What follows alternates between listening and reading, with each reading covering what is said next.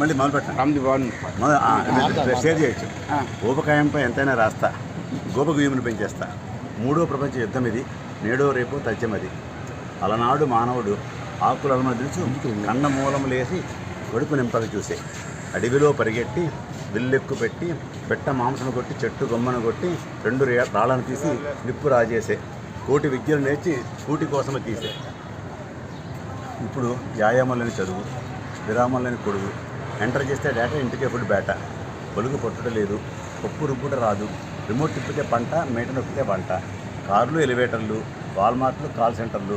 నడిచే మనిషే కరువయ్యాడు, పుడుతూ పొడమికి బరువయ్యాడు. ఒక పూట తింటే యోగి, 2 పూట తింటే భోగి, ముప్పొద్దులా తింటే రోగి. ఆలోచించి కాసేపు ఆగి. అన్నం అధికమైన అది నిన్ను చంపు అన్నాడు వేమన్న నాకెంత ఇంపు.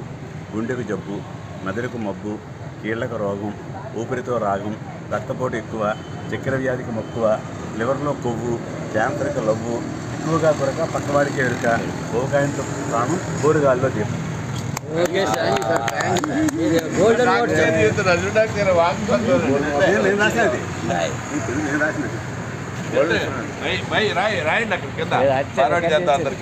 నేను రాసినది తెలుగు భాష పట్ల నాకు అధికారం ఉంది. దేనికన్నా మిన్న వీటిలో మన భాష. తెలుగు వృత్త పద్యం అలరేను ప్రాస. పల్లె పల్లెకు చూడ మారేను యాస. అల్లసాని యుగునికి ఇంపైన భాష. నన్నయాది కవుల కన్నది భాష. తిక్కన అక్కున చేరని భాష. పోతన ఘంటాన ప్రవశించిన భాష. వేమన పలుకులో కురికిని భాష. తెలుగు రాదా? తెలుగు రాదా? తెలుగు నేల ఎన్న దేశంబు తెలుగు ఏను తెలుగు వల్ల బుండ తెలుగు కండ ఎల్లందు కొలిగొలిచి తెలుగువా భాషాడి దేశ భాషలందు తెలుగు లెస్స. Very happy sir.